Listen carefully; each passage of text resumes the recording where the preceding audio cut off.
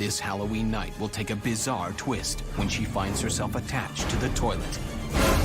Stop it right now.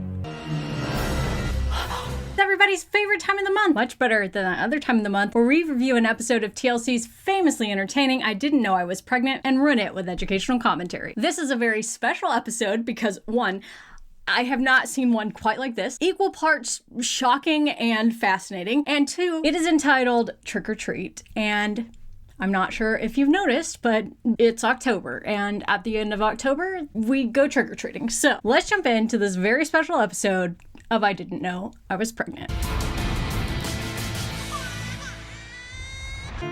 In January 2008, 20-year-old Abigail is a full-time college student living with her boyfriend Ethan. We had talked about kids, but after we got married, Abby and Ethan just clicked as soon as they met each other.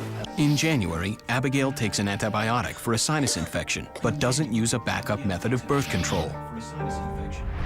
In February, she misses her period. Hold on. All right, I already have a problem with this. I know this is a common belief that all antibiotics will interfere with your birth control. It is not true. We have science on this, we have data on this, and there are very, very few antibiotics that will interfere with your birth control's effectiveness. One of those is something called rifampin. I've never heard of that one being used for a sinus infection, but who knows? The point here is if you're getting prescribed a new medication, no matter what it is, talk to the pharmacist and ask them if it will interfere with your contraceptive method. Most of the time, that answer is going to be no, but you always want to make sure. But her period resumes in the middle of the following month, and again 2 weeks later. March made up for what I missed in February, and from there on out, I had bleeding every month. I can understand why you would think that, and we've seen this in some of these episodes before. That being said, if you normally have pretty regular cycles, and then all of a sudden you miss a month, and then you have a cycle, and then 2 weeks later you're bleeding again, this is a change in your cycles, and you should go ahead and take a pregnancy test. Have a very low threshold to make sure that you take a pregnancy test and it's negative. Obviously, only if you're having sex with someone who can get you pregnant, but even if you are using a form of birth control that is traditionally considered very reliable. That July, she gains 3 pounds after she starts a night shift as a surveillance agent. Copy that, 10-4. She also notices that her feet are swollen. She started putting a little weight on. I figured it was my job change. I sat at a desk for 8 hours, and it was just about all the sugar and caffeine I could get. Happy Halloween. A few weeks later, on Halloween night.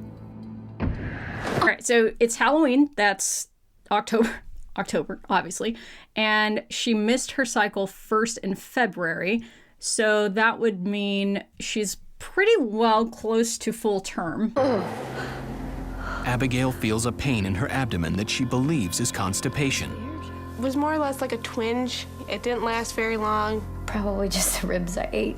Probably. I like how she felt a twinge that she thought was constipation, and the actor says, Probably just the ribs I ate. Is ribs a common cause of constipation? I don't think so, but I don't know. I'm not a nutritionist.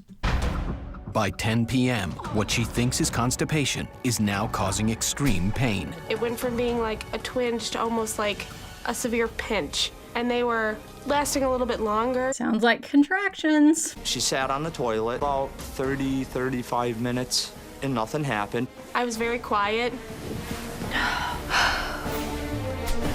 It was about 11:15, and I finally decided I had had enough. So I just sat down on the toilet, I grabbed the door handle and the sink, and just with everything I had, just pushed. Is she going to deliver still thinking this is constipation? True or false? It's dangerous to eat any kind of fish during pregnancy. The answer when we return.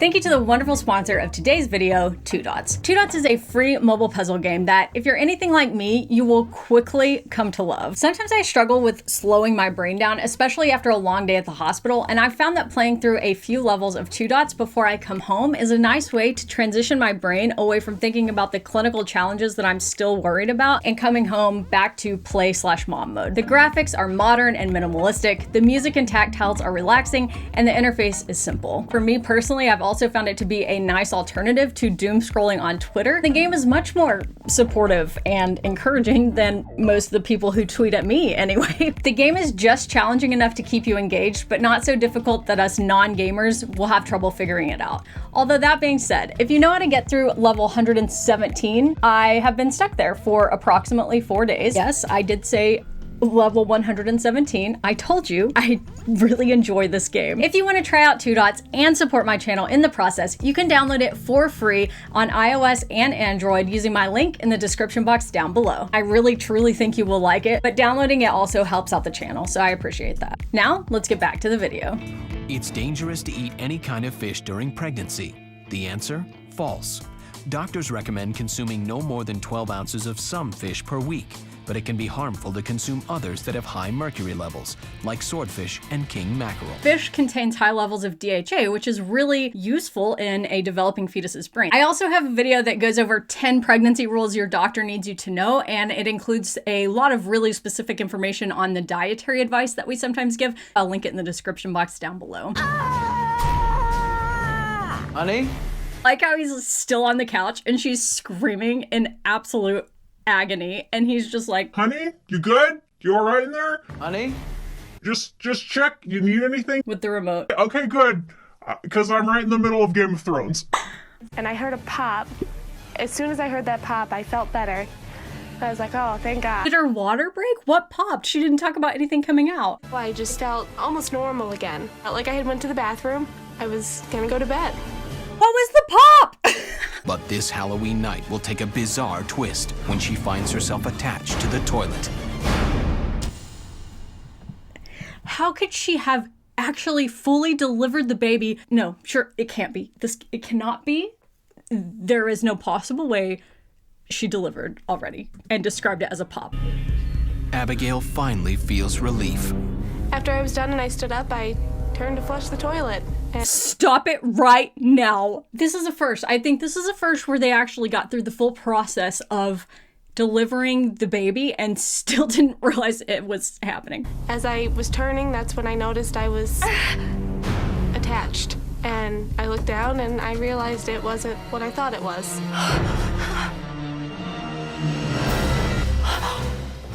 I looked down and I saw the baby sitting in the toilet. And I started to panic. Yeah, I would probably panic too. With no pain medication or assistance, Abigail has just delivered a baby girl. Okay, not only no pain medicine or assistance, but also she handled it so well that she just thought she had a massive poop. That is so impressive. I just haven't, I don't even, it doesn't happen very often, but I don't have any words for this. It dawned on me that the clunk and the splash that I had heard was her hitting the toilet bowl. I didn't know if maybe the hit in the toilet had killed her. She didn't move. She was lifeless. Her eyes weren't open. She made no sounds. I never heard her scream at all. I never heard her cry. Okay, well, one, that's horrifying. I'm sure that was a terrifying moment to look and see the baby like that. And two, I guess I forgive him for just continuing Game of Thrones if she truly didn't scream or anything. Then, Abigail does something not recommended by doctors.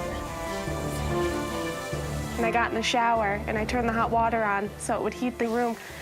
Just keep thinking to myself, did my drinking affect her? Is she full term? Everything I had done over the last 9 months came flooding back into my head. Is she still not called for help? She still hasn't asked her partner.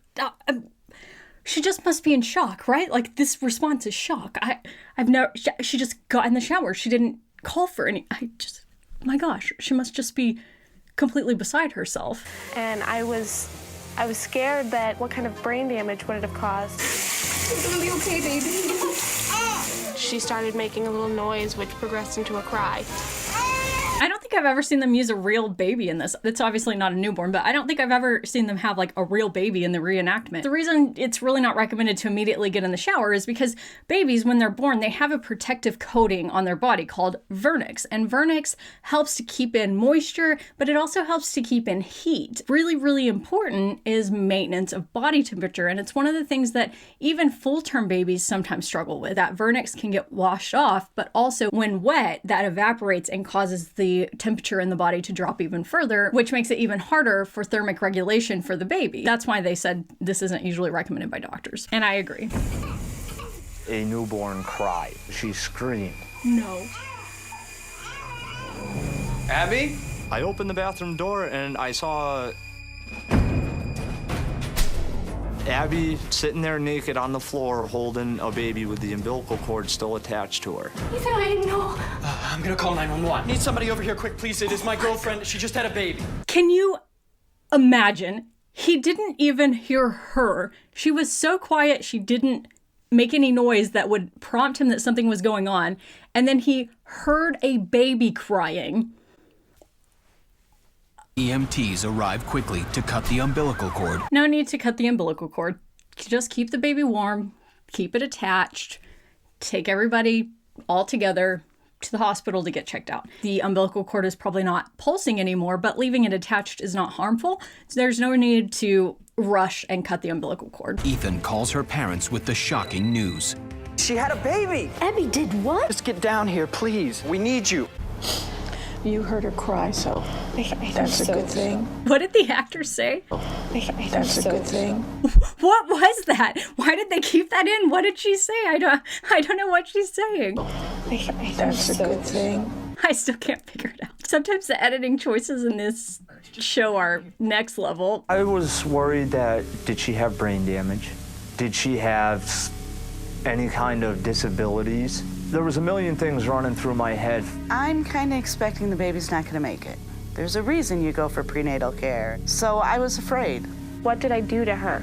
I couldn't live with myself, and if she didn't make it, having it had been my fault.